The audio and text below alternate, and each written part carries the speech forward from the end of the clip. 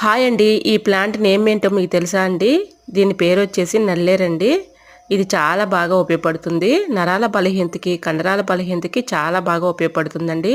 ఇరిగిన ఎముకలను సైతం ఇది చక్కగా పనిచేస్తుందండి. సో, తప్పకుండా మీరు కూడా ట్రై చేయండి.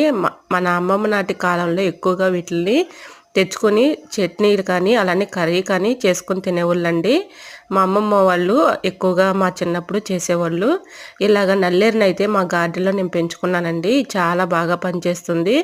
ఇది చక్కగా మెడిసినల్ ప్లాంట్‌గా మనం ఒక గనుపు తీసుకొచ్చుకొని గార్డెన్‌లో పెట్టుకున్నామంటే చక్కగా పెరుగుతుందండి.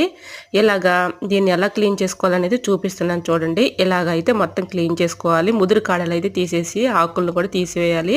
ఇది చక్కగా శుభ్రంగా క్లీన్ చేసుకొని ఎండుమిర్చేసి చట్నీ చేసుకుంటే చాలా టేస్టీగా ఉంటుందండి. నరాల బలహీనతకి, కండరాల బలహీనతకి చాలా బాగా ఉపయోగపడుతుంది. సో, తప్పకుండా ట్రై చేయండి. వీడియో నచ్చితే లైక్ చేయండి. Thanks for watching.